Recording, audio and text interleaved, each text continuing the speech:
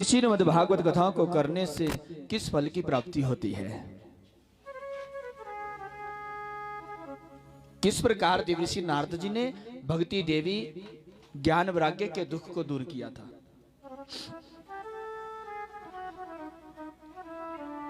और किस प्रकार गोकर्ण जी ने अपने भाई धुंधुकारी का उद्धार किया?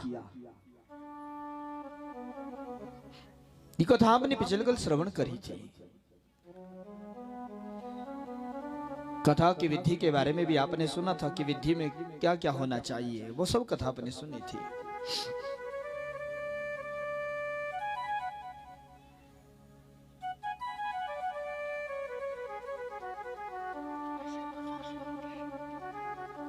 तो आज श्रीमद् भागवत महापुराण की शुरुआत होती है।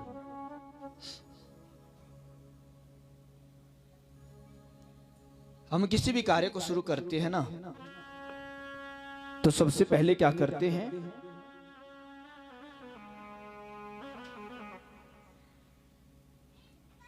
भगवान का नाम लेते हैं, और भगवान का नाम लेकर के हम कार्य को प्रारंभ करते हैं। श्रीमद् भागवत महापुराण में भी महर्षि वेदव्यास जी ने पहले भगवान का नाम लिया है, और भगवान का नाम लेकर के इस कथा को प्रारंभ किया है। महर्षि वेदव्यास जी ने भगवान का मंगलाचरण किया। मंगलाचरण का मतलब होता है जिसका वंदन करने से, जिसका पूजन करने से, जिसका ध्यान करने से प्राणी मात्र का मंगल ही मंगल होता हो, उसी को मंगलाचरण कहा गया है। उसी को मंगलाचरण कहा गया है।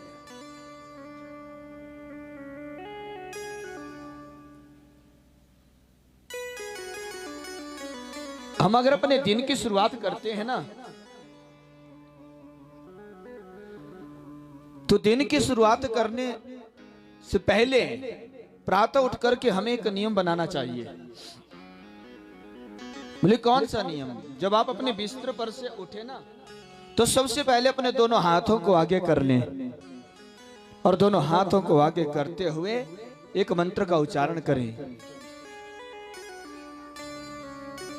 कि कराग्रे वस्ते लक्ष्मी, कर मध्य सरस्वती, कर मूले स्थितो ब्रह्मा, प्रभाते करो दर्शनम।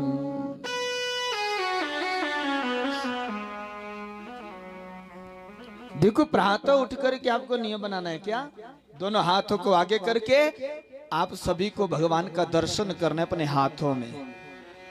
कराग्रे वस्ते लक्ष्मी, करके जो अगले भाग होते हैं ना, यहाँ लक्ष्मी जी वास करती हैं। करके अगले भागों में लक्ष्मी जी रहती है। और कर मध्य सरस्वती, कर के मूल में जिसको आप मानते हो, चाहे आप गोविंद को मानो, चाहे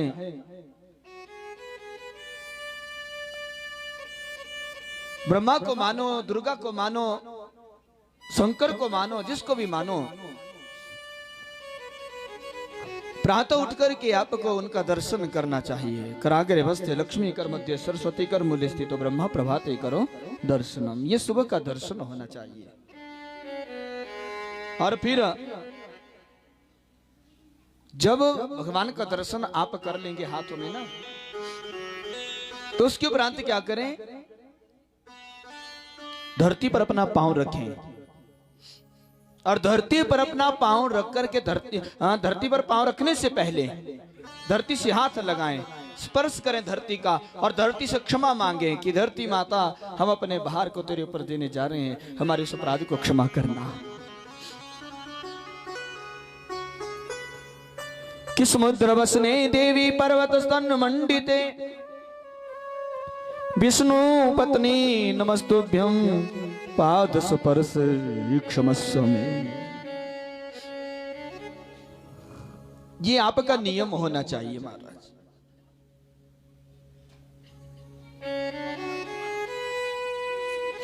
फिर क्या करें? शौच आदि से निवृत्त हो जाएं। स्नान इत्यादि करें और स्नान करने के उपरांत भगवान के ध्यान में बैठ जाएं। ये नियम होना चाहिए भगवान के ध्यान में बैठने का। जितना आपका मन करें उतनी देर बैठ करके भगवान का ध्यान करें, भगवान का ध्यान करें।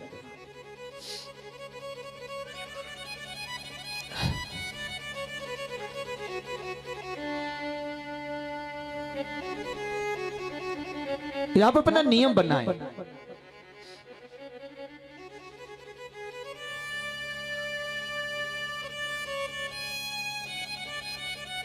और फिर अपने कार्य के लिए लग जाएं। ये रोज का नियम होना चाहिए महाराज। लेकिन हम क्या करते हैं, सुबह उठते ही हमें सबसे पहले क्या चाहिए बिस्तर में? जोर से बोलो, चाय। जो पीता है उसने जोर से बोला चाय। और महाराज चाय पीने से पहले कोई अपने बिस्तर से उठता ही नहीं। फिर थोड़ी देर बाद क्या करते हैं, नाश्ता ले लिया। कभी आलू के परांठे, कभी गोभी के परांठे, कभी पनीर के परांठे। और महाराज वो सुबह का नाश्ता कर लिया, फिर दिन को दोबारा भोजन कर लिया और शाम को भोजन कर लिया। और जब आई भगवान के नाम लेने की बार तो भजन एक भी बार नहीं हुआ। 3 बार भजन 1 बार, इसमें भी आते हैं झंझट 1000। मन करता है कि गंगा नहाना है, हरिद्वार जाना है, स्नान करना है, लेकिन हरिद्वार तो बहुत दूर है महाराज। और जाते भी है ना तो जाते जाते वो हरिद्वार पहुंच जाते हैं। अब गंगा में डुबकी लगाने से पहले बुखार आने शुरू हो जाते हैं। और गंगा में डुबकी भी ठीक ढंग से नहीं लगा सकता व्यक्ति। मन करते कि मंदिर को जाना है, सुबह से प्रोग्राम बनाते हैं मंदिर जाने का कि आज हमने मंदिर जाना है। सुबह से प्रोग्राम बनाए मंदिर जाने का, शाम हो जाएगी मंदिर जाते जाते। और जब मंदिर पहुंचेंगे उतनी देर में देखेंगे कि मंदिर के जो द्वार होते हैं वो भी बंद हो जाते हैं।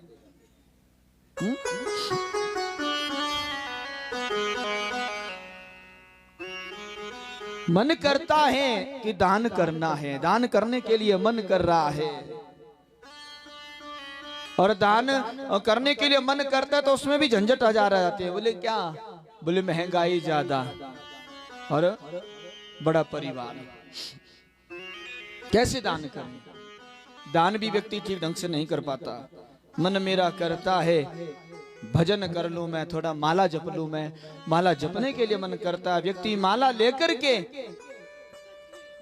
बैठ भी जाता है।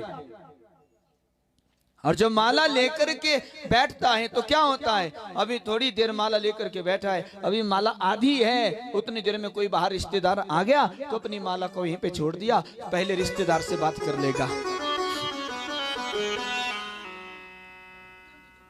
3 बार भजन 1 बार, इसमें भी आते हैं झंझट 1000 झंझट आ जाते हैं महाराज। ठीक ढंग से हम भजन भी नहीं कर पाते भगवान का।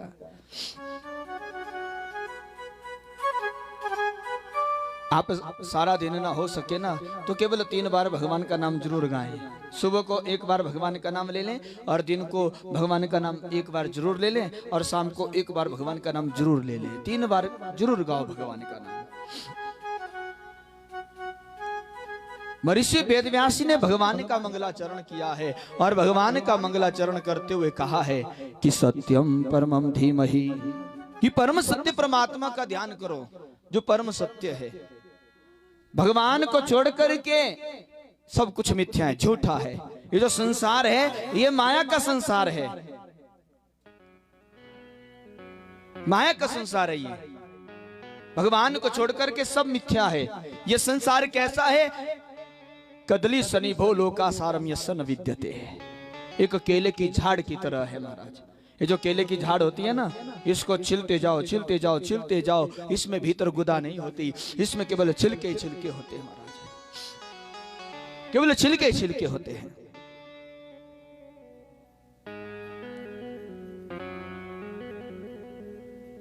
इसी तरह संसार का भी कोई सार नहीं है। ऊपर से संसार बड़ा सुहावना लगता है, किंतु भीतर तो विष ही विष भरा पड़ा हुआ है। जाहिर में दुनिया बड़ी भोली है और भीतर जहर की भरी गोली है। इस असार संसार में विष ही विष भरा पड़ा है। जीवात्मा परमात्मा का अंश होने के कारण स्वयं अमृत स्वरूप है, किंतु नाशवान संसार से अपना संबंध जोड़ करके दुख पर दुख उठा रहा है और जन्म मरण के चक्कर में फंसा हुआ है। संसार के जिन विषयों के सेवन करके हम सुख ले रहे हैं, वे विषय वास्तव विष हैं और विषयों का विष जो है मीठा जहर है। ये मीठे फल जहर भरे, सुख थोड़ा विपत घनेरी।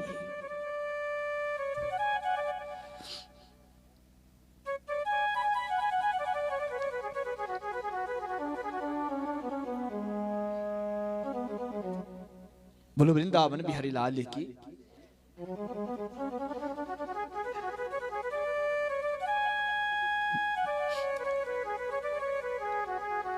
आज तो पहले ही आंसू लग गए महाराज।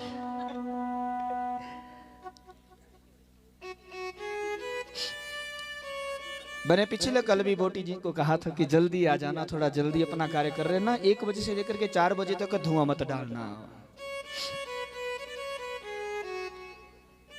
या थोड़ी गैस की व्यवस्था कर दो आप यहाँ पे। अगर धुआं ऐसे लगा रहेगा तो फिर कथा सुनाना बड़ा मुश्किल हो जाएगा महाराज। 3 घंटे कथा सुनाना कोई आसान काम नहीं होता।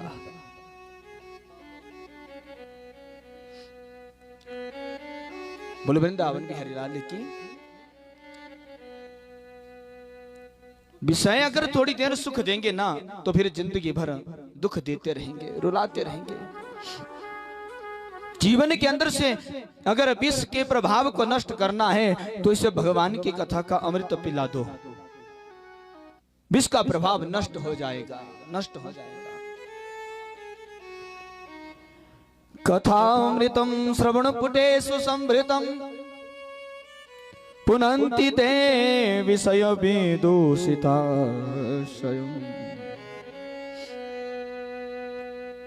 अपने कानों के दोनों में भर भर करके भगवान की कथा का अमृत पान करो। उनकी जो भगवान की कथा का अमृत पान अपने कानों के दोनों में भर भर के पीता है ना, उसके भीतर जो विष भरा पड़ता है वो खत्म हो जाता है। संतों को आपने देखा होगा, हमारी तरह खाते हैं, पीते हैं, सोते हैं, जागते हैं, वे केवल विषयों का त्याग कर देते हैं। इसलिए वे कभी तनाव में नहीं रहते, सदा शांत रहते हैं। संसार के विषय भोग अगर विष हैं तो भगवान की कथा है अमृत। फल तो खाया जाता है, फल को मुख से खाया जाता है ना। ये जो भागवत कथा का रस है ये पिया जाता है। बोले कहां से? अपने कानों की इन दोनों से। इन कानों की प्याली बना दो महाराज। कानों की प्याली बना करके इस रस को पीते रहो, पीते रहो, पीते रहो, फिर दोबारा जन्म नहीं लेना पड़ेगा और जन्म मृत्यु के चक्कर से सदा सदा के लिए छूट जाओगे। वृंदावन बिहारी लाल की, सदा के लिए छूट जाओगे। शास्त्र कहते हैं व्यक्ति के जीवन में 4 जो दुख होते हैं वो बड़े भयानक होते हैं। 4 दुख हर व्यक्ति के पीछे लगे रहते हैं। अब आप बोलेंगे 4 दुख कौन कौन से होंगे? तो 4 दुख कहे गए हैं। बोले कौन कौन से? कि जन्म दुखम, जरा दुखम, जाया दुखम, पुनः पुनः, अंत काल महा दुखम, तस्मात् जागृहि जागृहि। चार दुख कौन कौन से? एक दुख होता है जन्म का और दूसरा दुख होता है मृत्यु का। और इस जन्म और मृत्यु के बीच में दो और दुख आते हैं। बोले कौन कौन से? एक दुख आता है बीमारी का और एक दुख आता है बुढ़ापे का। ये चार दुख हमेशा व्यक्ति के पीछे लगे रहते हैं। हो सकता है हमारे और आपके जीवन में कोई बीमारी ना लगे, कोई बुढ़ापा ना आए, फिर भी दो दुख जो हैं वो हमेशा लगे रहते हैं। बोले कौन कौन से? एक जन्म का और दूसरा मृत्यु का। ये हमेशा लगे रहते हैं व्यक्ति के पीछे।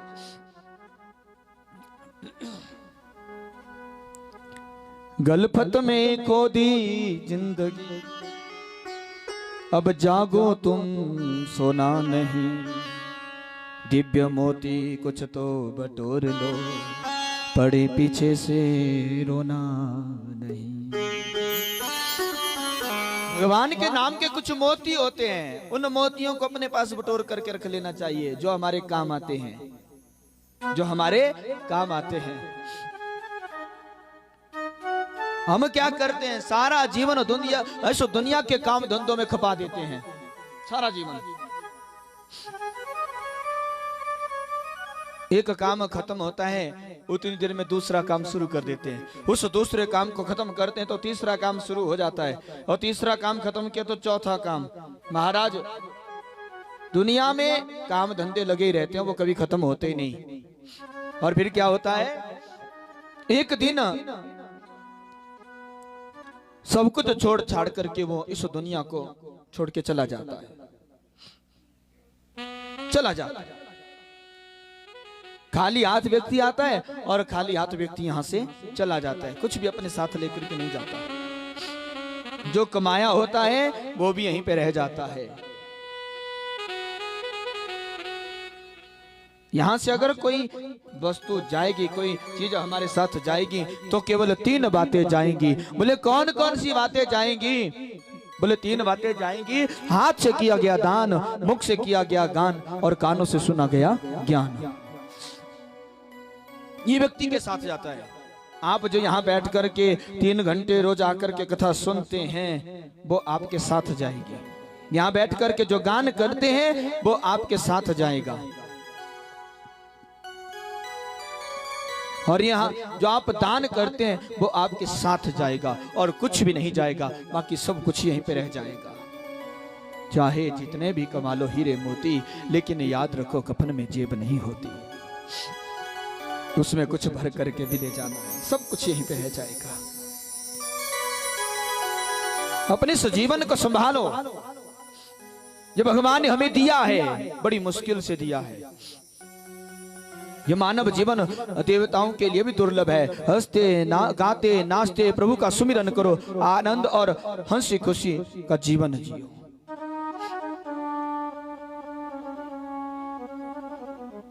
जीवन जो होता है वो खुशी का होता है, खुशी का जीवन होता है।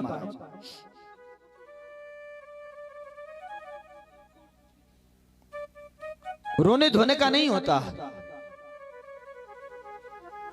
व्यक्ति इस शरीर को लेकर के इस धरा पर आता है और बस रोता ही है, धोता ही है। देखो, हमें ऐसा जीवन जीना चाहिए कि हमारे आचरण की सुगंधी चारों ओर फैल जाए। ऐसा जीवन जियो। जब आदमी मर भी जाए ना, तो मरने के बाद भी उसकी वाहवाही हो, गाली ना दे उसे कि व्यक्ति ऐसा था। मरने के बाद अगर व्यक्ति की प्रशंसा लोग करने लग जाए ना, तो समझना कि उसको स्वर्ग लोक की प्राप्ति हो गई। और मरने के बाद अगर लोग गालियां देना शुरू कर दे, तो समझ लेना कि उसको नरक मिल गया। इसलिए काम ऐसा करो कि लोग वाह वाह करें, लोग प्रशंसा करें।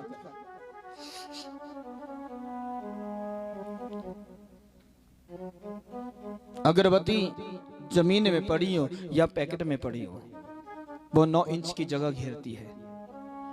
लेकिन जब उस अगरबत्ती को जला दिया जाता है ना, तो सारे घर को सुगंधित कर देती है, सुगंध से भर देती है।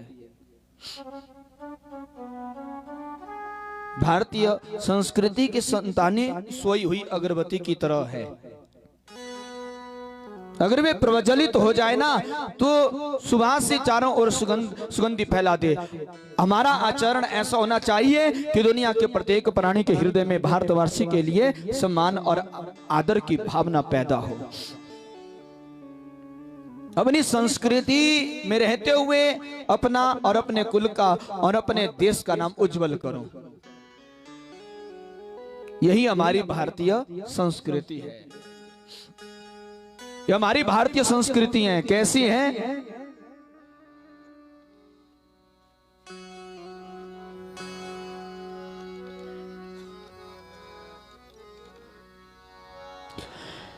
जीना औरों के हित में यही बंदगी, बंदगी के लिए है मिली जिंदगी। जीना औरों के हित में यही बंदगी, जीना औरों के हित में यही बंदगी, बंदगी के लिए है मिली जिंदगी, बंदगी के लिए है मिली जिंदगी। जीना औरों के हित में यही बंदगी, जीना औरों के हित में यही बंदगी, बंदगी के लिए है मिली जिंदगी।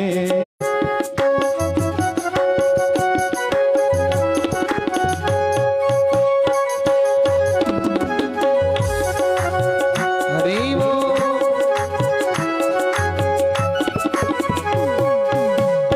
प्रेम करुणा दया अपनाते चलो, करुणा दया अपनाते चलो, प्रेम करुणा दया अपनाते चलो, प्रेम करुणा दया अपनाते चलो।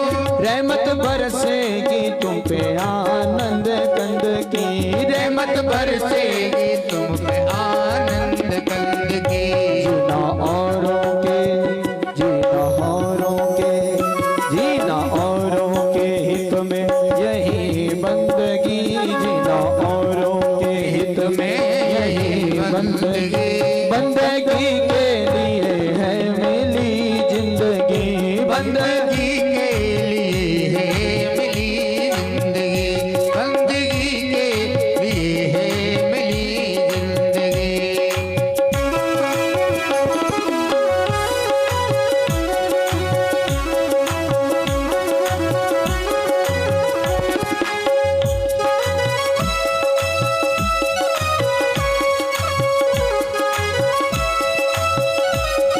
बोलो वृंदावन बिहारी लाल की।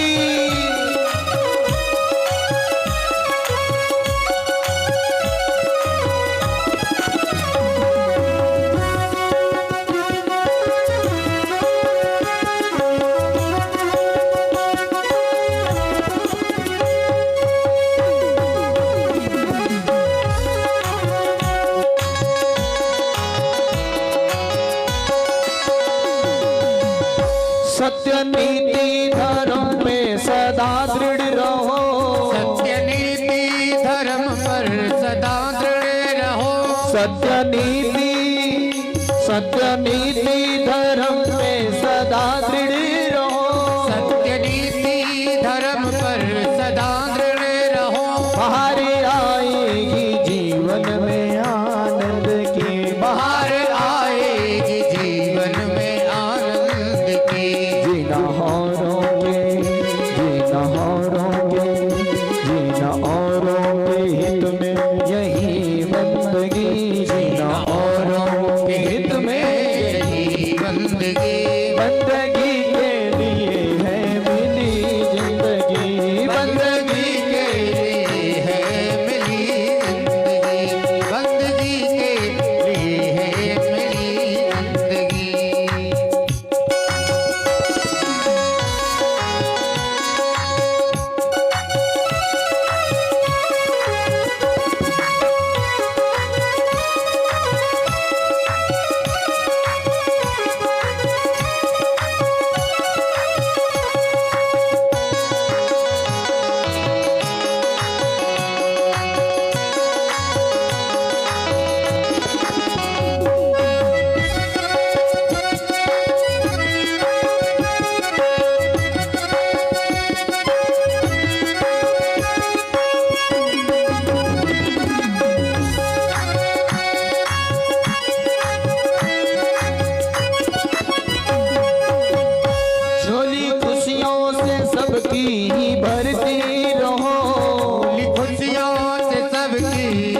भरते रहो। झोली खुशियों से सबकी भरती रहो। झोली खुशियों से सबकी भरते रहो।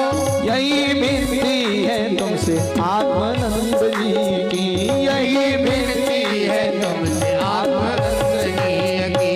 जीना औरों के, जीना औरों के, जीना औरों के हित में यही बंदगी, जीना औरों के हित में यही बंदगी, बंदगी के लिए है मिली, बंदगी के लिए है मिली जिंदगी।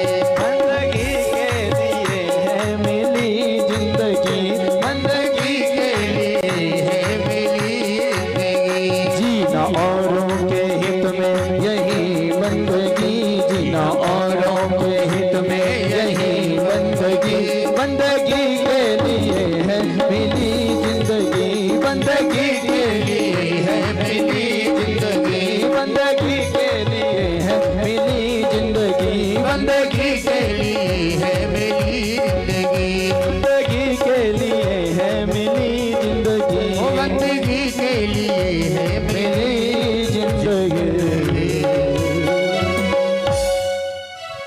जीना औरों के हित में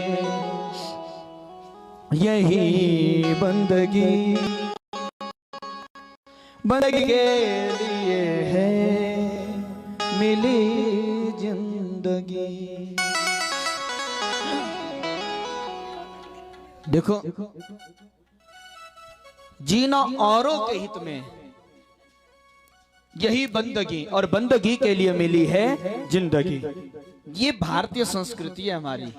दूसरों के दुख में जीना वही जीना है। अपने लिए जो जिया वो जिया नहीं है महाराज, वो जीना नहीं है जो अपने लिए जीता है। जीना तो वो है जो दूसरों के लिए जीता है। लोभ, स्वार्थ, ये सब गंदगी है, इसको त्याग देना चाहिए और हमेशा प्रेम अपनाओ, करुणा से रहो। ऐसे रहोगे तो खूब रहमत बरसेगी प्रभु की। ये सब बातें कब आती हैं? जब आप परमात्मा का ध्यान, परमात्मा का नाम जाप शुरू कर दोगे तब। जब तक आप भगवान का नाम नहीं गाओगे, परमात्मा का ध्यान नहीं करोगे, तब तक ये बातें हमारे जीवन में उतरती नहीं। श्रीमद् भागवत जी में लिखा है कि यस्यास्ति भगतिर् भगवत किंचना सर्वै गुणैः सतत्र समास्ते सुरा। कि जीवन में भगवान की भक्ति आ जाने से सारे भगवतीय गुण उस प्राणी के जीवन में अपने आप आकर के निवास करने लग जाते हैं, अपने आप आकर के निवास करने लग जाते हैं। भागवत जी में तो यहाँ तक छूट दी गई है कि उपास्य के प्रति यदि भगवत बुद्धि और भगवान मन में लेस मात्र बहुत ही कामना नहीं है, फल भोग की इच्छा नहीं है, तो फिर अपनी रुचि के अनुसार किसी भी प्राणी, मनुष्य या देवता को उपास्य मान करके यदि उसकी उपासना की जाए तो उसका फल भी भगवत की प्राप्ति ही होता है। बोलो वृंदावन बिहारी लाल की। महर्षि वेदव्यास जी ने भगवान का मंगलाचरण किया है और कहा है सत्यम परमम धीमहि, कि परम सत्य परमात्मा का ध्यान करो, वही केवल सत्य है, बाकी सब कुछ झूठा है। ये माया का संसार है। महर्षि वेदव्यास जी द्वारा भगवान का मंगलाचरण हुआ। उसके बाद सौनकादि ऋषियों ने सूत जी से अवतारवाद के विषय में प्रश्न करने का प्रसंग आता है। आप सभी को यह तो पता है कि परम पुण्य क्षेत्र नैमिषारण्य में 88,000 ऋषि मुनि एकत्रित होकर के श्री सूत जी के मुखारविंद के द्वारा भगवान की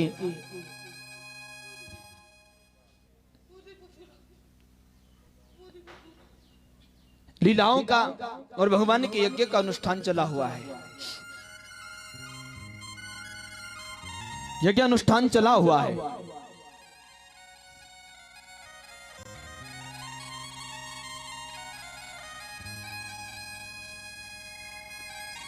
और सुहावनी यज्ञ में बचे हुए समय में वो श्री सूत जी के मुखारविंद के द्वारा भगवान की लीलाओं को सुना करते हैं। जब यज्ञ से समय बचता है ना, उस बचे हुए समय में भगवान की लीलाओं का श्रवण करते हैं, जो जो भगवान ने लीला करी है।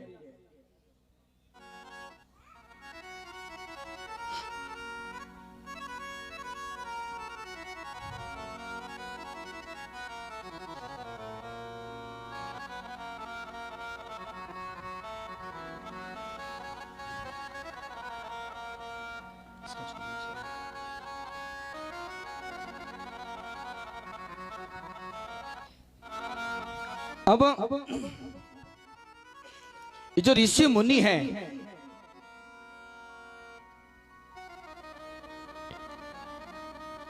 ये महर्षि सूत जी से प्रसन्न करते हैं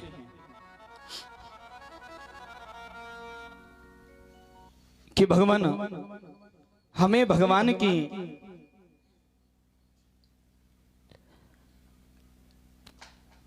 जो जो लीलाएं हुई हैं वो बताने की कृपा करें। हम बहुत दिनों से कथा को सुन रहे हैं और हमें कथाओं को सुनकर के तृप्ति नहीं हो रही है। हमारा मन करता है कि कथाओं को सुनता ही रहे। आप कृपया करके हमें यह बतलाने की कृपा करें कि भगवान श्री कृष्ण ने और बलराम जी ने कौन कौन सी लीलाएं करी, कितने अवतार हुए उनके, ये सब हमें बतलाने की कृपा करें।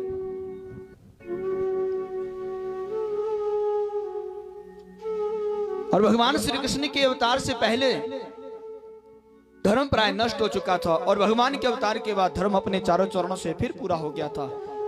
ये सब आप हमें बतलाने की कृपा करें। सौनकादि का प्रश्न सुनकर के रोमहर्षण के पुत्र अर्थात उग्रसवा जी, रोमहर्षण के पुत्र हैं उग्रसवा जी, जिन्हें सूत जी कहते हैं। इन बड़ा परम आनंद हुआ और आनंद होने के उपरांत इन्होंने सबसे पहले सुखदेव जी महाराज जी को प्रणाम किया है। सूत जी के जो गुरु हैं वो हैं सुखदेव जी। अपने गुरु जी को प्रणाम करके दोनों हाथ जोड़ करके नारायणं नमस्कृत्यं नरम चैव नरोत्तमम्, ये कहकर के नारायण भगवान को प्रणाम किया है, नर नारायण भगवान को। भारत देश के जो प्रधान देव हैं वो नारायण भगवान हैं। वो आज भी प्रजा का कल्याण करने के लिए बद्रीनाथ में तपस्या में लीन है। बद्रीनाथ जी में वहां तपस्या में बैठे हुए हैं भारत की प्रजा का कल्याण करने के लिए। आप कभी बद्रीनाथ गए होंगे? कौन कौन गया बद्री धाम? कभी जाना महाराज बद्री धाम में, वहां जाकर के देखना, वहां दो पर्वत हैं, एक का नाम नर है और दूसरा का नारायण।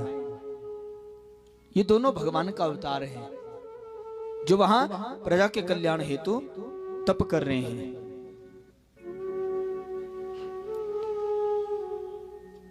सूत जी कहते ऋषियों, आपने बहुत सुंदर प्रश्न किया है। आपने भगवान के अवतार के बारे में पूछा है तो सुनो, भगवान के कितने अवतार हुए।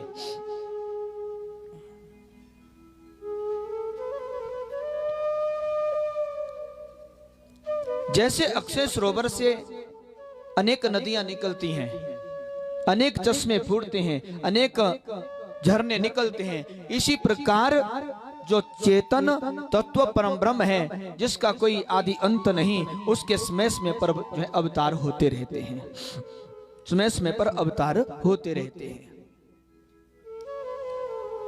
एक सेठ होता है ना, वो सेठ फैक्ट्री को लगाता है। जब सेठ ने फैक्ट्री को लगाया है तो फैक्ट्री में कामकाज देखने के लिए भी वो जाएगा कि उस फैक्ट्री में कामकाज ठीक ढंग से चला है या नहीं, कोई गड़बड़ी तो नहीं हो रही। अगर कोई गड़बड़ी हो रही होती है तो वो सेठ उस गड़बड़ी को दूर कर देता है। इसी तरह भगवान भी इस संसार को बनाते हैं, इस संसार को बनाते हैं, संसार को बनाकर के संसार को चलाते हैं। और संसार को देखने के लिए भी आते हैं कि संसार में कोई गड़बड़ी तो नहीं हो रही है। अगर कोई गड़बड़ी हो रही होती है तो भगवान उस गड़बड़ी को दूर कर देते हैं। बोलो वृंदावन बिहारी लाल की। सृष्टि का मूल आधार भगवान है और फिर भगवान की शक्ति जो है वो प्रकृति है। प्रकृति का कार्य है महतत्व और महतत्व का जो कार्य है वो है अहंकार। अहंकार का कार्य है पंच तन मात्राएं। इनके द्वारा भगवान स्वेच्छा से पुरुष रूप ग्रहण करते हैं। भगवान सगुण हो या निर्गुण, साकार हो या निराकार, वे सदा प्रकृति और उसके कार्य से अतीत रहते हैं। भगवान जब अवतार लेते हैं ना तो भी प्रकृति को और उसके कार्य से अतीत रहते हैं, क्योंकि अवतार के समय वे प्रकृति को अपने बस में करके स्वेच्छा से प्रकट हो जाते हैं। भगवान के अवतार के भी कई भेद हैं, कई भेद हैं भगवान के अवतार के। कोई पूर्ण अवतार होता है, कोई अंश अवतार होता है, कोई कला अवतार होता है भगवान का, कोई आवेश अवतार होता है, कोई स्फूर्ति अवतार होता है, कोई गुण अवतार होता है और कोई अर्चा अवतार होता है। इन अनेक अवतारों में से भगवान के जो मुख्य मुख्य अवतार हैं वो है 24 अवतार, जो श्रीमद् भागवत जी में कहे गए हैं। 24 अवतार भगवान के हुए।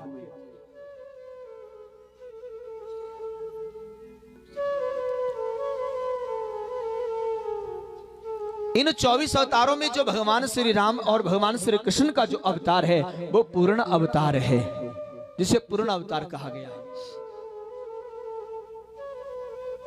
24 अवतार भगवान के हुए। कौन कौन से? पहला जो अवतार भगवान का हुआ वो सनत कुमार के रूप में हुआ। सनक सनंदन सनातन सनत कुमार, ये भगवान का पहला अवतार हुआ। और दूसरे अवतार में भगवान 12 बने हैं, सुअर बने भगवान, 12 कहते हैं भगवान को। तीसरा अवतार नारद का हुआ। चौथे अवतार में भगवान नर और नारायण बने हैं। पांचवा जो भगवान का अवतार हुआ वो कपिल भगवान का हुआ, कपिल देव बने भगवान। छठे अवतार में भगवान दत्तात्रेय बने हैं। 7वें अवतार में भगवान यज्ञ बने हैं। 8वां जो अवतार भगवान का हुआ वो ऋषभ देव का हुआ। 9वें अवतार में महाराज पृथु बने हैं। 10वां अवतार भगवान का मत्स्य का हुआ। 11वें अवतार में भगवान कच्छप बने, कछुआ बन गए भगवान। 12वां जो भगवान का अवतार हुआ वो धन्वंतरी का हुआ, अमृत का कलश लेकर के समुद्र में से प्रकट हुए थे। 13वें अवतार में भगवान मोहिनी नारायण बन गए, देवताओं को अमृत पिलाया था। 14वां जो अवतार भगवान का हुआ वो नरसिंह का हुआ। 15वां अवतार भगवान का वामन का हुआ। 16वें अवतार में भगवान परशुराम बने। 17वां जो भगवान का अवतार हुआ वह महर्षि वेदव्यास का हुआ। 18वें अवतार में भगवान श्री राम बने हैं। 19वां अवतार बलराम जी का हुआ। 20वां अवतार हुआ भगवान श्री कृष्ण का। 21वां अवतार में भगवान महात्मा बुद्ध हुए। 22वां जो अवतार भगवान का हुआ वो हंस का हुआ। 23वां अवतार हयग्रीव का हुआ और 24वां अवतार इस कलयुग में होना बाकी है। बोले कौन सा? बोले भगवान का कल की अवतार होगा, जो घोड़े पर सवार होकर के आएंगे, हाथ में तलवार लेकर के इस कलयुग का दमन करेंगे और सतयुग का प्रवर्तक होंगे। ये 24 अवतार भगवान जी के हैं जो श्रीमद् भागवत जी में कहे गए हैं। भगवान क्या करना चाहते हैं इसको सब लोग नहीं समझ सकते। इन सब बातों का रहस्य भगवान की यशो कीर्ति की कथा को सुनते सुनते अपने आप समझा जाता है। परमात्मा को समझना है ना तो बहुत दिनों तक भगवान की कथा सुननी पड़ती है, बहुत दिनों तक। और मानस में कहा गया है, रामचरितमानस में कहा गया है,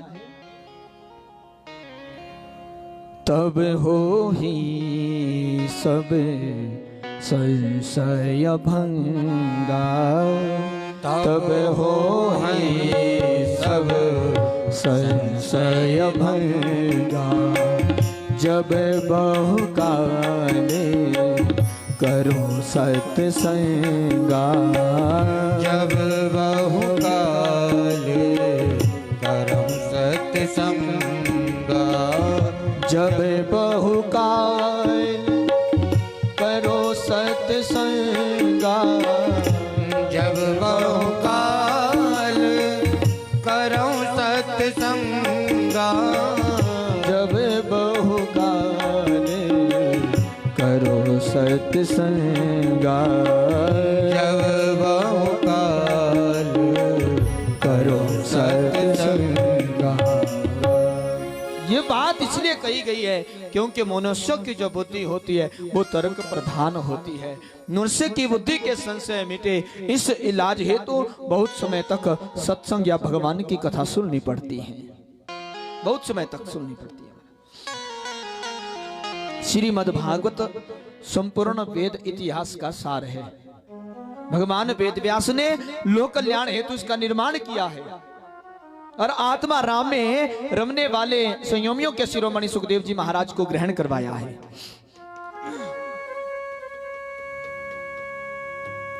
सुखदेव जी ने भागवत महापुराण राजा परीक्षित जी को सुनाया, जो कि परम ऋषियों से गिरे हुए आमरण अनशन का व्रत लेकर के गंगा के किनारे बैठे हुए थे। सूत जी कहते हैं, सौनकादि ऋषियों श्री सुखदेव जी की कृपा पूर्ण अनुमति से मैंने वही भागवत महापुराण का अध्ययन किया। इस कलयुग में जिन लोगों की आंखें धर्म और ईश्वर के संबंध में फूट गई हैं, उन अंधों को दृष्टि प्रदान करने के लिए यह भागवत रूपी सूर्य प्रकट हुआ है। ये सूर्य है। जितना मेरी बुद्धि ने श्री सुखदेव जी के मुखारविंद से सुनकर के ग्रहण किया, जितना मैंने पढ़ा, जितना मैं समझ सका, उतना और उसी के अनुसार आप लोगों को सुनाऊंगा। ये सूत जी कहते हैं सौनकादि ऋषियों से। सौनकादि ऋषियों ने सूत जी से प्रार्थना करी कि सुखदेव जी ने जो कथा राजा परीक्षित जी को सुनाई थी वही कृपा करके आप हमें सुनाइए। हमें परम आश्चर्य होता है कि जो ऋषि पागल होंगे जड़ के समान विचरण करते रहते थे, जिनके तन पर एक लंगोटी मात्र भी नहीं होती थी, वो एक जगह लगातार 7 दिन तक कैसे ठहरे। और जो राजा परीक्षित जी जिनके पास ऐशो आराम की जो वस्तुएं थी उनकी पूरी भरमार थी, किसी चीज की कोई कमी नहीं थी, फिर भी अपना राजपाट धन पुत्र स्त्री सब कुछ त्याग करके गंगा के किनारे आकर के बैठे और भागवत जी की कथा को सुना। ये सब घटना कैसे घटी हमें आप कहिए, हमें सुनाइए। अब सूत जी कथा का प्रारंभ करते हुए कहते हैं कि ऋषियों सुनो, द्वापर युग के अंत का समय था। द्वापर युग का जो अंत समय था उसमें महर्षि वेद व्यास जी अपने सम्यप्रास नामक के आश्रम में, जो कि बद्रीनाथ से 12 मील ऊपर है। कभी बद्रीनाथ जाओगे तो वहां से 12 मील ऊपर जाओगे तो महर्षि वेद व्यास जी का आश्रम आपको मिलेगा, जहां बैठ करके उन्होंने 17 पुराणों की रचना करी। 1 लाख श्लोकों वाला महाभारत लिखा। यद्यपि व्यास जी अपनी पूरी शक्ति से सदा सर्वदा प्राणियों के कल्याण के लिए लगे रहते थे, फिर भी उनके अपने हृदय में संतोष नहीं हुआ, शांति नहीं हुई। जीवन में सबसे कीमती जो चीज है वो है शांति। अगर आपके पास शांति है तो समझ लेना आपके पास सब कुछ है। अगर शांति नहीं है तो जितना भी मिला है वो सब बेकार है, वो सब बेकार है। और भगवान का भजन किए बिना ये शांति मिलती नहीं। एक बार भगवान ने व्यक्ति से कहा कि तुम मेरे पास आकर के जो जो लेना चाहते हो वो मुझसे ले जाओ, जो जो लेना चाहते ले जाओ। अब भगवान ने आदमी को लेने के लिए कहा, तो आदमी भगवान के पास चला गया और जाकर के भगवान से बोला, प्रभु आप कुछ देना चाहते हो? बोले हाँ। तो बोले मैं लेने के लिए आया हूं, मुझे दो, मैं लेने के लिए आया हूं आपके पास। अब भगवान कहते हैं लक्ष्मी जी से कि लक्ष्मी, जो मैंने भीतर थैली रखी है ना, जो व्यक्ति को देने के लिए मैंने रखी है, उसको लेकर के बाहर आ जाओ। लक्ष्मी जी भीतर वैकुंठ में जाकर के उस थैली को लेकर के बाहर आ गई और थैली को लेकर के बाहर आई और प्रभु के पास दे दी। अब ठाकुर जी ने भी क्या किया, उस थैली में से जो जो आता गया वो आदमी को देते गए। सब कुछ दे दिया भगवान ने आदमी को, आदमी को सब कुछ दे दिया।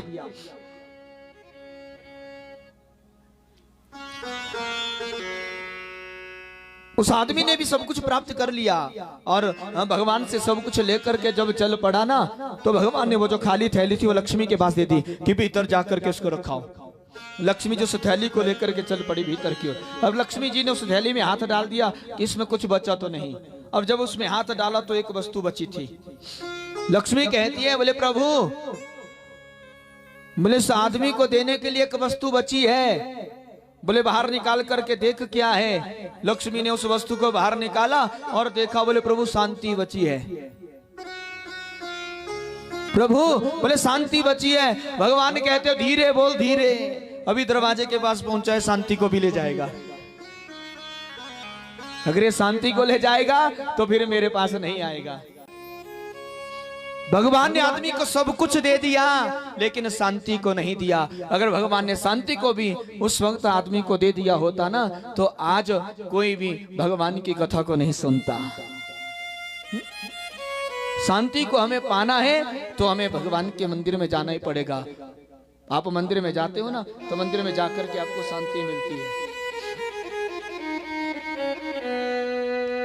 तो शांति केवल भगवान के पास ही है। रामचरितमानस में लिखा है, राम विमुख सुख कब हो न पावे, राम विमुख सुख कब हो न पावे, राम विमुख सुख कब हो न पावे, राम विमुख सुख कब हो न पावे, राम विमुख सुख कब हो न पावे, राम विमुख सुख कब हो न पावे, राम विमुख सुख कब हो न पावे, राम विमुख सुख कब हो न पावे, राम विमुख सुख कब हो न पावे, राम विमुख सुख कब हो न पावे, राम विमुख सुख कब हो न पावे। प्रभु विमुख प्राणी को कभी सुख शांति नहीं मिल सकती। श्री कृष्ण द्वापायन व्यास जी अपने को अपर्ण सा मान करके अशांत बैठे हुए थे। उसी समय उनके आश्रम में देवर्षि नारद जी पहुंचे। देवर्षि नारद जी पहुंचे। अब नारद जी जब चलते थे उनका एक ही नियम था, केवल भगवान का नाम गाते थे।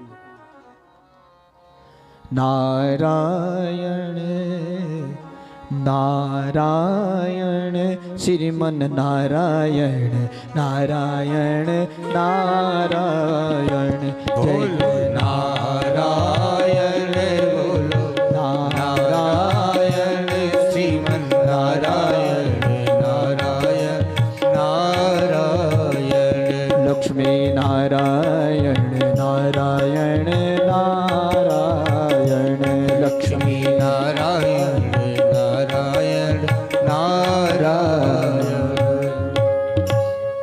देवर्षि नारद जी नारायण नारायण गाते हुए महर्षि वेदव्यास जी के आश्रम में पहुंचे। महर्षि वेदव्यास जी ने खूब स्वागत किया। देवर्षि नारद जी को सुंदर आसन के ऊपर बिठाया। उसके बाद आपस में कुशल क्षेम हुई, हाल चाल पूछा। देवर्षि नारद जी महर्षि वेदव्यास जी से पूछते हैं कि महामुनि, ऐसा लग रहा है कि आपके मन में कोई चिंता है। देवर्षि के पूछने पर महर्षि वेदव्यास कहते हैं, हाँ देवर्षि नारद जी, मेरे मन में चिंता है, खिंता है, लेकिन मैं समझ नहीं पा रहा हूं कितना सब कुछ कर देने के बाद भी ये मेरे अंदर खिन्नता क्यों है।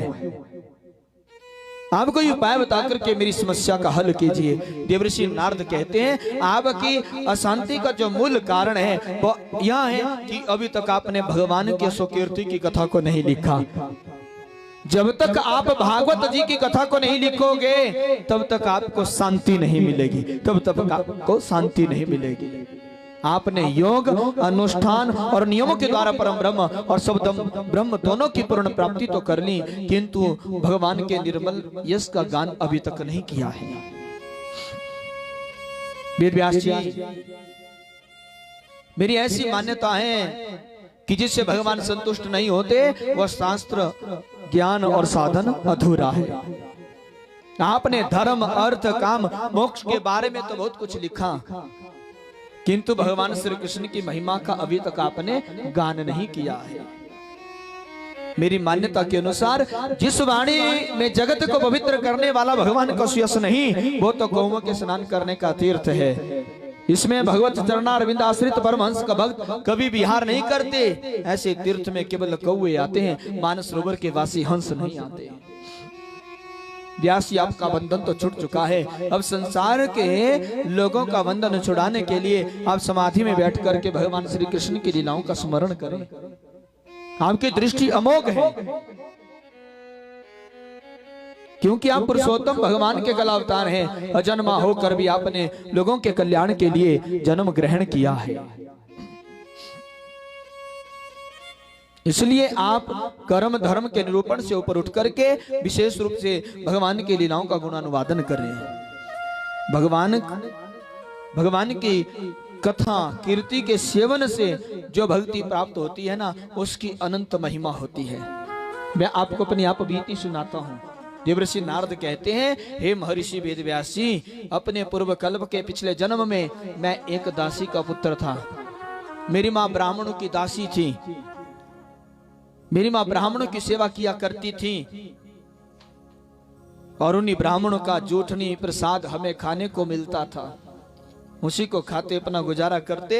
एक दिन क्या हुआ, हमारे घर में हमारे गांव में कुछ महात्मा लोग पधारे। अपना चातुर्मास्य व्रत करने के लिए। तो गांव के ब्राह्मणों ने क्या किया, मेरी माँ को उन महात्माओं की सेवा में लगा दिया और मेरी माँ भी उन महात्माओं की खूब सेवा करने लगी।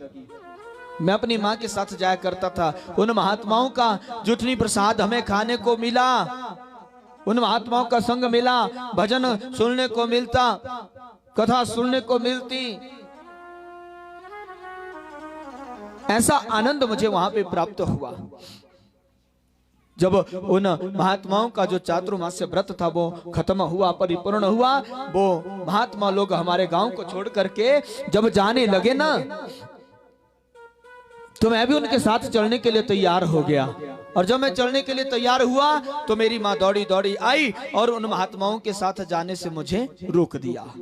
मेरी माँ मुझे घर में ले गई और जब मैं घर पहुंचा तो मैं भगवान से प्रार्थना करने लगा, बोले प्रभु, ये मेरी माँ तेरा भजन करने से मुझे रोकती है, तू ऐसा कुछ कर कि इस मेरी माँ को जल्दी से जल्दी अपने पास बुला ले, अपने पास बुला ले। मैं भगवान से प्रार्थना करने लगा। एक दिन क्या हुआ, भगवान ने मेरी उस प्रार्थना को स्वीकार कर लिया, प्रार्थना को स्वीकार किया। और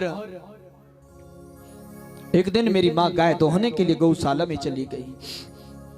वहां गौशाला में जाकर के गाय का दोहन करने लगी और जब गाय का दोहन कर रही थी तो कहीं से एक सर्प आया। उस सर्प ने लिया और मेरी माँ को डस लिया, मेरी माँ को डस लिया, जिसके कारण मेरी माँ की मृत्यु हो गई। ये समाचार मुझे गांव वालों ने जब बतलाया तो पहले तो मैंने भगवान का धन्यवाद किया और फिर अपनी मां के पास पहुंचा और फिर अपनी मां का अंतिम संस्कार किया। अपनी मां का अंतिम संस्कार किया और अंतिम संस्कार करने के उपरांत फिर मैं वहां से तप करने के लिए एक बड़े पर्वत के ऊपर चला गया और वहां जाकर के तप करने लगा। बहुत समय व्यतीत हो गया और मुझे तप करते करते जब बहुत समय व्यतीत हो गया तप करते करते तो एक दिन क्या हुआ, भगवान की कृपा हुई और मुझे भगवान की एक सुंदर झांकी अपने हृदय में दिखाई दी। थोड़ी देर के लिए वो झांकी मुझे अपने हृदय में दिखी और थोड़ी देर बाद वो झांकी मेरे हृदय से अंतर्ध्यान हो गई। मेरी आंखें खुली, फिर मुझे दोबारा उस झांकी के दर्शन नहीं हुए और मैं छटपटाने लगा उस झांकी का दर्शन करने के लिए। नारद जी कहते हैं जलविहीन मछली के तरह मैं तड़पने लगा। नारद जी की दशा को देख करके भगवान भी द्रवित हो गए और उन्होंने आकाशवाणी के द्वारा शोकाकुल नारद जी को समझाया।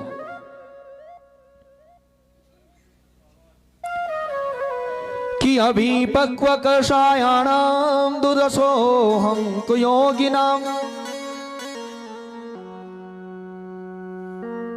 आकाशवाणी के द्वारा कहा गया कि अब इस जन्म में तुझे मेरे द्वारा दर्शन नहीं होंगे क्योंकि अभी तुम्हारा अंतःकरण परिपक्व नहीं हुआ है। जब तक अंतःकरण में नाशवान जड़ पदार्थों और व्यक्तियों के प्रति आकर्षण रहता है तब तक ईश्वर का प्रकाश नहीं होता। आकाशवाणी ने कहा अभी कुछ और भजन कर लो। तुम्हारे गुरुदेव ने आज्ञा दी थी और तूने उनकी आज्ञा का पूर्णतया पालन किया है, इसलिए तुम्हारे हृदय में अपने प्रति लालसा पैदा करने के लिए मैंने अपनी झांकी का दर्शन तुम्हें दिखाया है। अगले जन्म में जब तुम्हारा अंतःकरण पूरी तरह परिपक्व हो जाएगा, अर्थात जब तुम्हारी बुद्धि में संसार के चित्र बनने बंद हो जाएंगे और मन पूर्णतया लौकिक कामनाओं से रहित हो जाएगा, तब तुझे हर समय मेरे दर्शन होते रहेंगे। अब नारद जी भगवान के देखे हुए स्वरूप को अपने हृदय में बिठा करके विचरण करने लगे, इधर उधर विचरण करने लगे। अंततः जब प्रलय काल के समय नारद जी का शरीर छूटा तो प्रलय के समय में जब सारी सृष्टि को समेट करके ब्रह्मा भगवान नारायण के हृदय में शयन करने की इच्छा से प्रवेश करने लगे तो उनके श्वास के साथ मैं नारद भी नारायण के हृदय में प्रवेश कर गया। जब द्वारा सृष्टि की रचना हुई तो ब्रह्मा की इंद्रियों से मरीचि आदि ऋषियों के साथ नारद जी भी प्रकट हो गए।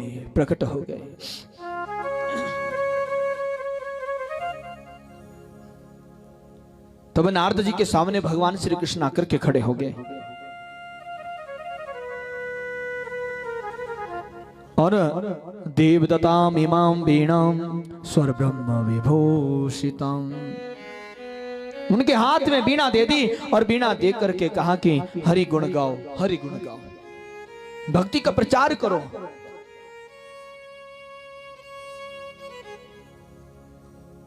हे नारद, जहां चाहो तुम आ जा सकते हो, तुम्हें हरदम मेरे दर्शन होते रहेंगे।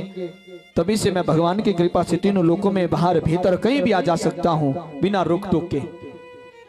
मेरे जीवन का व्रत भगवत भजन अखंड रूप से चलता रहता है। नारद जी कहते हैं व्यास जी, एक चक्की पीसने वाला दासी का पुत्र संतों का संग करने से आज ब्रह्मा का पुत्र बन गया। जो सत्संग करते हैं, यशो कीर्ति भगवान की यशो कीर्ति को सुनते हैं, वे एक दिन महान बन जाते हैं। महामुनि, मेरा अपना अनुभव है कि संसार सागर में डूबने वाले बद प्राणियों के लिए भगवान की लीलाओं का कीर्तन संसार सागर से पार जाने का जहाज है। तो आप ऐसी कथा लिखें जिसे सुन पढ़ करके लोगों का मन दुनिया से हटे और संत सेवा और भगवान में लगे। बोलो वृंदावन बिहारी लाल की जय। व्यास जी को अपना परामर्श दे करके देव ऋषि नारद जी वहां से चले गए। जिधर उनकी मौज होती उधर चल पड़ते। धन्य है देव ऋषि नारद जी, जो भगवान के यश का गुणगान करते हुए खुद तो मस्त रहते हैं और लोगों को भी आनंद बांटते रहते हैं। ऐसे वीणाधारी नारद की जय हो। देवर्षि नारद के चले जाने के बाद महामुनि वेदव्यास जी सरस्वती नदी के जल से आचमन करते हैं और आचमन करके अब अपने समय प्रासाश्रम नाम आश्रम में ध्यान में बैठ करके, समाधि में बैठ करके भगवान की लीलाओं को देखने लगे।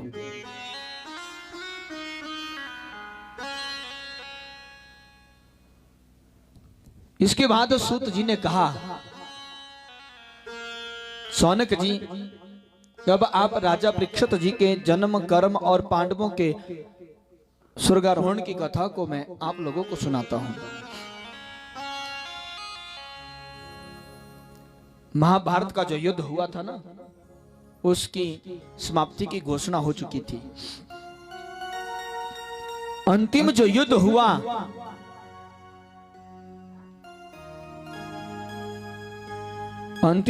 हुआ, वो दुर्योधन और भीम के बीच में हुआ।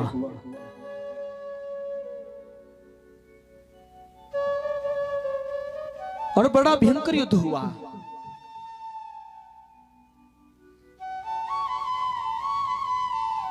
इस युद्ध में भीमसेन ने क्या किया? दुर्योधन की दोनों टांगे तोड़ दी हैं, दोनों टांगे तोड़ दी हैं। और युद्ध भूमि में पड़ा हुआ करहा रहा है, उसे बड़ी पीड़ा हो रही है, बड़ी पीड़ा हो रही है उसे। उसी समय दुर्योधन का जो मित्र था, बोले कौन? द्रोणाचार्य का पुत्र अश्वत्थामा। ये अश्वत्थामा दुर्योधन के पास पहुंचा और दुर्योधन से कहता है, मित्र, मुझे अपनी अंतिम इच्छा बताओ। आपकी अंतिम इच्छा क्या है? आपकी अंतिम इच्छा क्या है, मुझे बताओ। दुर्योधन कहता है, मेरी अंतिम इच्छा केवल एक ही है। बोले कौन सी? बोले हम 100 कौरवों में एक भी कौरव जीवित नहीं है और वो 5 पांडव आज भी जीवित हैं। मैं उन 5 पांडवों के कटे हुए सिर देखना चाहता हूं। क्या तुम मेरी इच्छा को पूरी करोगे? बोले हाँ मित्र, मैं तुम्हें वचन देता हूं, मैं उन 5 पांडवों के सिर काट करके ले आऊंगा। दुर्योधन को वचन दे करके पांडवों के शिविर की ओर ये अश्वत्थामा चल पड़ा। भगवान श्री कृष्ण सब कुछ जानते थे। ठाकुर जी रातों रात महाराज युधिष्ठिर जी के पास पहुंचे और युधिष्ठिर जी से कहा कि आप सभी पांडव आज मेरे साथ गंगा के किनारे चलोगे। अब ठाकुर जी जो बात एक बार कहते थे उसे पांडव मान लेते थे। कोई भी ठाकुर जी की बात को नहीं टालता था। युधिष्ठिर जी ने सभी पांडवों को बुला लिया। भीम, अर्जुन, नकुल, सहदेव सभी के सभी आ गए। द्रौपदा को पता चला, द्रौपदा भी आ गई, कुंती बुआ भी आ गई। और भगवान ने सभी को गंगा के किनारे चलने के लिए कहा। जब गंगा के किनारे चलने लगे तो द्रौपदा अपने 5 पुत्रों से कहती हैं कि आप ही हमारे साथ चलो। द्रौपदा के 5 पुत्र कहते हैं, हम युद्ध में बड़े थके हुए हैं, आपको जाना है तो आप जाइए, हमें नहीं जाना, हमें नहीं जाना।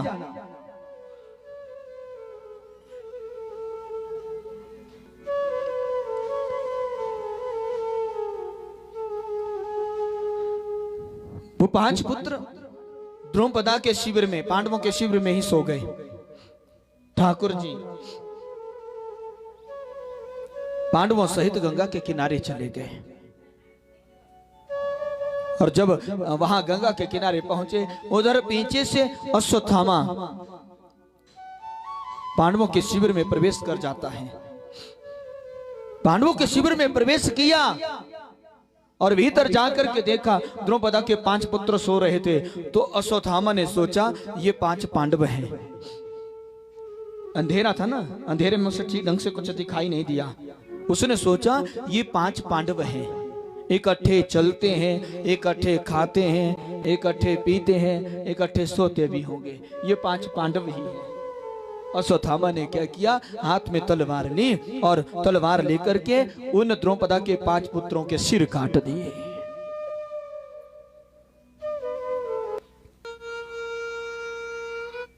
सिर काट दिए उनके।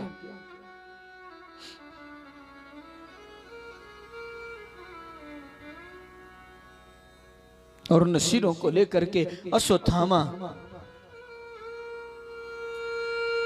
दुर्योधन के पास पहुंचा और दुर्योधन से कहता है, बोले मित्र, मैं तुम्हारी अंतिम इच्छा को पूरी करके आ गया हूं। मैं उन 5 पांडवों के कटे हुए सिर लेकर के आ गया हूं। अश्वत्थामा ने जब इस प्रकार कहा, दुर्योधन कहता है, मित्र मुझे दिखाओ कहां है उन 5 पांडवों के कटे हुए सिर।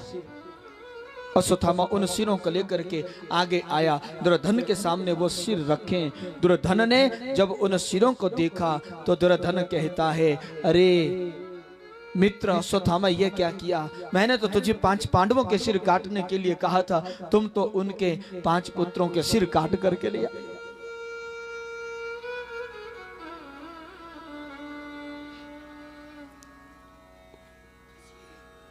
अरे मित्र क्या किया? ये आने वाला कल था, तूने तो इसे उजाड़ दिया।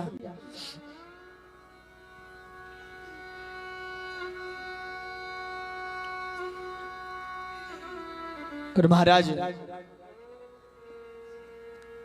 दुर्योधन का गला घुटने लगा। गला घुटते घुटते क्या हुआ, कौरवों में सबसे अंतिम दुर्योधन बचा था और गला घुटने से उसकी भी मौत हो गई, वो भी मृत्यु को प्राप्त हो गया, मृत्यु को प्राप्त हो गया। इधर अश्वत्थामा डर गया कि पांडवों को पता चलेगा कि मैंने उनके 5 पुत्रों की हत्या करी है तो मुझे नहीं छोड़ेंगे। अश्वत्थामा वहां से भाग गया। इधर पीछे भगवान श्री कृष्ण, युधिष्ठिर, भीम, अर्जुन, नकुल, सहदेव, कुंती, बुआ, द्रौपदा सभी के सभी वापस शिविर में आ गए। और जब शिविर में पहुंचे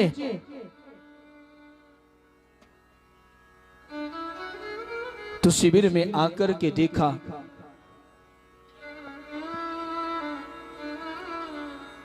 उनके जो 5 पुत्र थे, उन 5 पुत्रों के कटे हुए अंग वहां पे पड़े हुए थे। द्रौपदा ने जब ये दृश्य देखा, द्रौपदा दौड़ी दौड़ी गई और अपने पुत्रों के पास जाकर के रोने लगी कि मेरे पुत्रों की हत्या किसने करी, किसने मेरे पुत्रों को मारा। युधिष्ठिर जी को भी बड़ा दुख हुआ। युधिष्ठिर कहते हैं, हे प्रभु, ऐसा दुष्कर्म किसने किया है, आप बताने की कृपा करें। ठाकुर जी कहते हैं, हे महाराज युधिष्ठिर, ये अश्वत्थामा की करतूत है। वो अश्वत्थामा आप 5 पांडवों को मारने के लिए आया था, लेकिन धोखे से वो द्रौपदा के 5 पुत्रों की हत्या करके चला गया। अर्जुन ने जब ये बात सुनी तो उसी समय अर्जुन कहते हैं कि मैं उस अश्वत्थामा को अब जीवित नहीं छोड़ूंगा, मैं उस अश्वत्थामा को मौत के घाट उतार दूंगा, नहीं छोड़ूंगा मैं उसको। हे प्रभु, आप अपने रथ को तैयार करें। रथ को तैयार किया गया और अर्जुन रथ के ऊपर बैठे और चल पड़े अश्वत्थामा को ढूंढने के लिए। और जब अश्वत्थामा को ढूंढने के लिए जा रहे थे ना, तो चलते चलते चलते दूर से अश्वत्थामा को देख लिया, अश्वत्थामा को सावधान किया, अश्वत्थामा सावधान। अश्वत्थामा ने जब अर्जुन को आते हुए देखा तो अश्वत्थामा ने बाणों की वर्षा शुरू कर दी। बड़ा भयंकर युद्ध हुआ। अश्वत्थामा के पास जब चलाने के लिए कोई बाण नहीं बचा था तो अश्वत्थामा ने क्या किया था, ब्रह्मास्त्र को छोड़ दिया, ब्रह्मास्त्र को छोड़ दिया। जब ब्रह्मास्त्र अर्जुन की ओर जाने लगा तो ठाकुर जी ने अर्जुन से कहा कि अर्जुन तुम भी अपना ब्रह्मास्त्र छोड़ दो। अर्जुन ने भी अपने ब्रह्मास्त्र को छोड़ दिया। और जब ब्रह्मास्त्र आपस में आमने सामने होने लगे तो उसी समय वहां पे भृगु आदि ऋषि एकत्रित हुए। उन्होंने भगवान से प्रार्थना करी, बोले प्रभु, अगर ये दोनों ब्रह्मास्त्र आपस में कहीं टकरा गए ना तो सब कुछ खत्म हो जाएगा, कुछ भी शेष नहीं बचेगा इस धरा पर। आप अर्जुन को कहें कि अपना ब्रह्मास्त्र पीछे लौटा दें। ठाकुर जी ने अर्जुन को इशारा किया कि अपना ब्रह्मास्त्र पीछे लौटा दो। अश्वत्थामा से भी कहा, अर्जुन ने अपना ब्रह्मास्त्र पीछे लौटा दिया। अश्वत्थामा से भी प्रभु ने कहा कि तुम भी अपना ब्रह्मास्त्र पीछे लौटा दो। अश्वत्थामा कहता है कि मैं ब्रह्मास्त्र छोड़ना जानता था, पीछे लौटाना नहीं जानता। बोले से तुम पीछे नहीं लौटा सकते तो इसकी दिशा बदल दो। अश्वत्थामा ने उसकी दिशा बदल दी।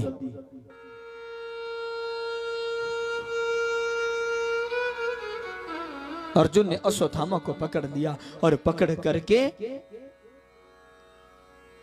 घसीटते हुए द्रुपदा के पास ले गए। द्रुपदा ने जब उसे घसीटते हुए अश्वत्थामा को देखा तो द्रुपदा को दया आ गई और द्रुपदा ने अर्जुन से कह दिया कि स्वामी इसे आप छोड़ दें, ये ब्राह्मण है और गुरु पुत्र हैं आपके, अगर आप इसे मारोगे तो आपको पाप लगेगा, छोड़ दो इसे। प्रभु कहते हैं अर्जुन इसको ऐसे छोड़ा नहीं जा सकता, अगर इसको ऐसे छोड़ दिया ना तो दोबारा कोई और कृत्य कर बैठेगा। बोले तो प्रभु क्या करें? बोले इसके माथे के ऊपर जो लगी मणि है उसको छीन लो। उसकी माथे के ऊपर लगी मणि को छीन लिया और उसकी 5 चोटियां बनाई और 5 चोटियां बना करके प्रभु ने शिविर के बाहर धक्का दे दिया। अरे अश्वत्थामा जा, मैं तुझे कहता हूं आज के बाद तू मृत्यु के लिए तरसेगा लेकिन तेरे पास मृत्यु नहीं आएगी। तरसेगा तो मृत्यु के लिए। दे दिया शिविर के बाहर धक्का। अश्वत्थामा वहां से चला गया। इधर क्या हुआ? जिस अश्वत्थामा ने ब्रह्मास्त्र की दिशा बदली थी और वो ब्रह्मास्त्र उत्तरा की ओर आ रहा था। अश्वत्थामा ने ब्रह्मास्त्र की दिशा बदली किसकी ओर? उत्तरा के गर्भ की ओर। बोले क्यों? क्योंकि अश्वत्थामा पांडवों के अंतिम बीज को भी नष्ट कर देना चाहता था। उत्तरा के गर्भ में पांडवों का अंतिम बीज था, अंतिम बीज था।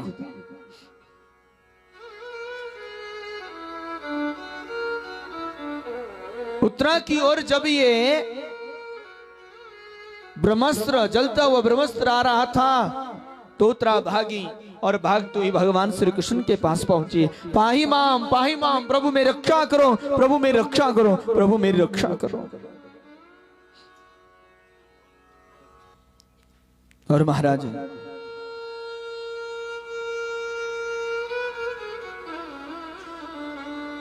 उत्तरा भगवान को पुकार रही थी और ठाकुर जी ने उत्तरा के गर्भ की ओर देखा कि ये ब्रह्मास्त्र उत्तरा के गर्भ को नष्ट कर देगा। तो ठाकुर जी क्या करते हैं? उत्तरा के गर्भ में प्रवेश कर जाते हैं। उत्तरा के गर्भ में चले गए और उत्तरा के गर्भ में जाकर के उत्तरा के गर्भ की रक्षा प्रभु ने करी और भीतर से ही प्रभु ने उस ब्रह्मास्त्र के तेज को निष्फल कर दिया था। जिसके रक्षक स्वयं भगवान होते हैं ना, उसका कोई कुछ नहीं बिगाड़ सकता, उसका कोई कुछ नहीं बिगाड़ सकता। जिसके रक्षक स्वयं भगवान होते हैं। रक्षक तभी भगवान बनते हैं, पहले उनकी खूब भक्ति करनी पड़ती है, खूब भक्ति करनी पड़ती है, तभी भगवान रक्षक बनते हैं।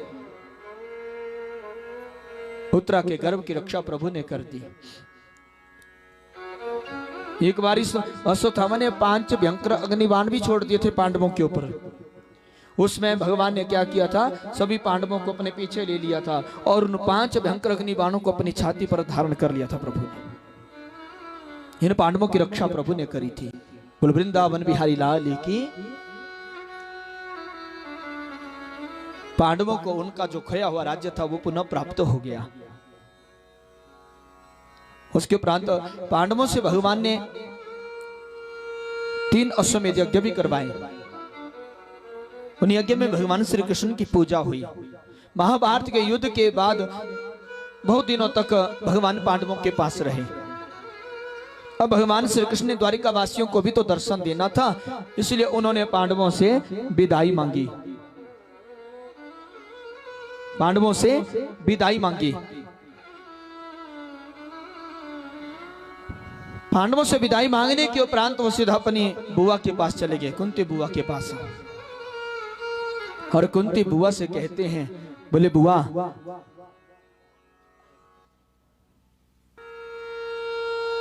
अब मैं द्वारिका जाना चाहता हूं, आप मुझे जाने की आज्ञा दो। तो कुंती बुआ ने भगवान की पहले स्तुति करी कि नमस्यै पुरुषं त्वद्वान्मेश्वरं प्रकृते परम अलक्षयं सर्वभूतानां मंत्रबहिरवस्थितम्। सर्वप्रथम भगवान की स्तुति करी कुंती बुआ ने और भगवान को अनेक नामों से उच्चारण किया। अब भगवान श्री कृष्ण से कहती हैं कि प्रभु आप हमें छोड़ करके जाना चाहते हो ना, तो जाते जाते मुझे एक वरदान भी देते जाओ। बोले मांगो, तुम्हें क्या वरदान चाहिए बुआ? अपनी मां से वरदान मांगने के लिए कहते हैं।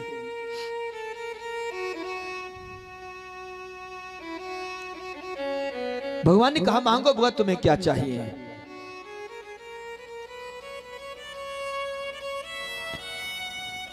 तो बुआ कहती है कि प्रभु विपदः सन्तु न स्वतत्र तत्र जगद्गुरो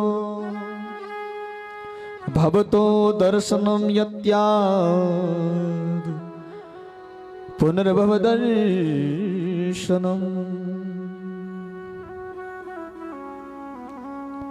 क्या कहती है बुआ जी कि मैं जीवन में कभी सुखी ना रहूं, हमेशा मेरे ऊपर विपत्तियां आती रहे। भगवान कहते हैं बुआ ये क्या मांग रही हो? जब संसार का प्राणी मेरे आगे खड़ा होता है ना, तो मेरे आगे खड़ा होकर के मुझसे कहता है कि सुख संपत्ति घर आवे कष्ट मिटे तन का, कि खूब संपत्ति घर आए और सारे कष्ट मिट जाए, और आप कहती हैं कि मेरे ऊपर दुख आए। बोले हाँ प्रभु मैं आपसे दुख मांग रही हूँ। बोले क्यों बुआ? बोले प्रभु जब तक हमारे पास दुख था तब तक आप हमारे साथ रहे, और जब हमारे पास सुख आ गया तो आप हमें छोड़ करके जा रहे हो।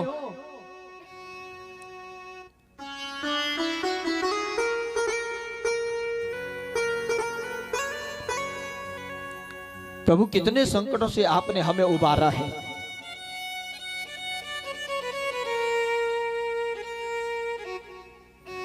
आदमी के पास जब दुख आता है ना, तो आदमी क्या करता है? भगवान को खूब याद करता है, और जब आदमी के पास सुख आ जाता है ना, तो आदमी फिर भगवान को भूल जाता है। दुख में सुमिरन सब करे, सुख में करे न कोई, जो सुख में सुमिरन करे तो दुख काहे को होए। अगर हम भगवान को याद सुख में भी करेंगे ना, तो हमारे पास फिर कभी दुख आएगा ही नहीं। अगर हमें भगवान दुख में याद आते हैं तो सुख में भी उनको याद रखो। लेकिन आदमी सुख आते ही भगवान को भूल जाता है, सुख आते ही आदमी भगवान को भूल जाता है। आदमी को भगवान की याद नहीं रहती।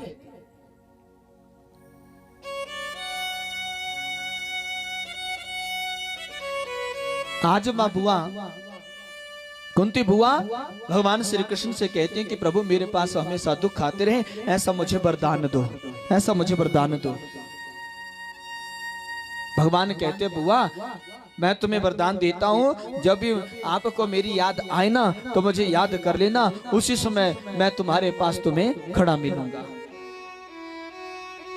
मैं तुम्हें वरदान देता हूं। अपनी आप कुंती बुआ को वरदान दिया और फिर हस्तिनापुर की नारियों से प्रभु मिले। हस्तिनापुर की नारियों से मिलने पर प्रभु कुछ और दिन के लिए हस्तिनापुर में रुक गए, कुछ और दिन के लिए। एक दिन क्या हुआ, भगवान श्री कृष्ण सभी पांडवों को अपने साथ लेकर के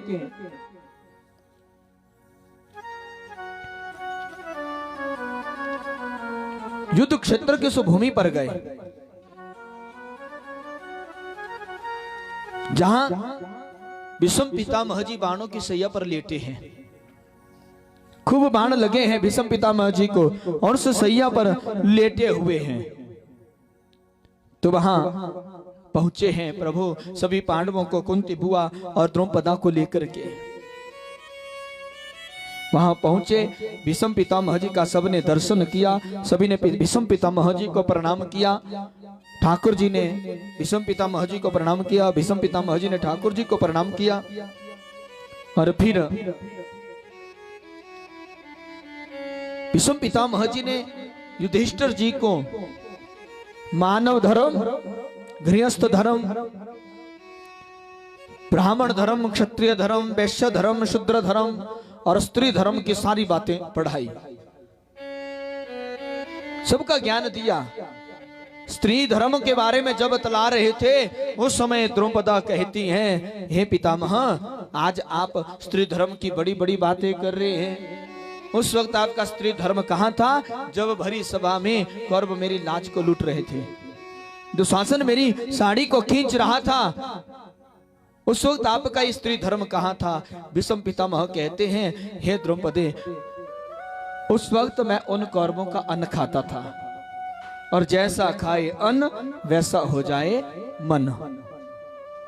पाप का अन्न खाओगे तो मन पापी बनेगा, जैसा खाए अन्न वैसा हो जाए मन। हे द्रौपदा, मैं तुमसे क्षमा मांगता हूं। उसके उपरांत भीष्म पितामह जी प्रभु की ओर देखते हैं और प्रभु की ओर निहारते हुए प्रभु से कहते हैं कि प्रभु, मेरी अंतिम इच्छा है, सो आप पूरी करोगे। बोले, कहो महाराज, आपकी अंतिम इच्छा कौन सी है? बोले, प्रभु, मुझे आपके चतुर्भुजी रूप का दर्शन करना है। अपने भगत की इच्छा को पूरी करने के लिए भगवान उस युद्ध क्षेत्र की भूमि पर अपने चतुर्भुजी का रूप दर्शन करवाते हैं भीष्म पितामह जी को। और भीष्म पितामह जी ने जब भगवान के उस सुंदर रूप को देखा, और भीष्म पितामह जी भगवान की स्तुति करने लगे और भगवान का खूब गुणगान करने लगे।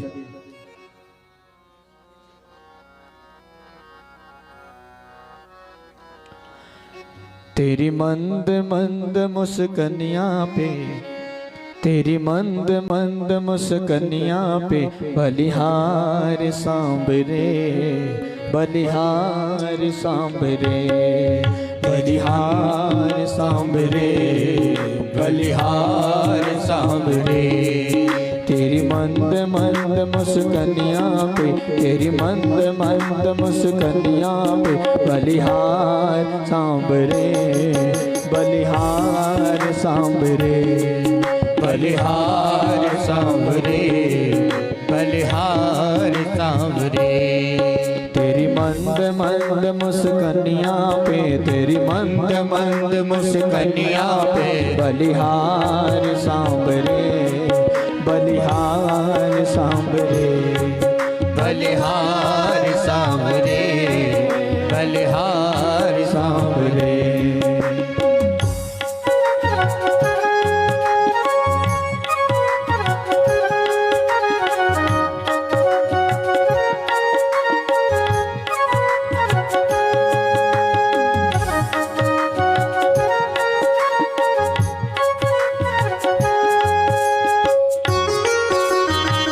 वृंदावन बिहारी लाल की।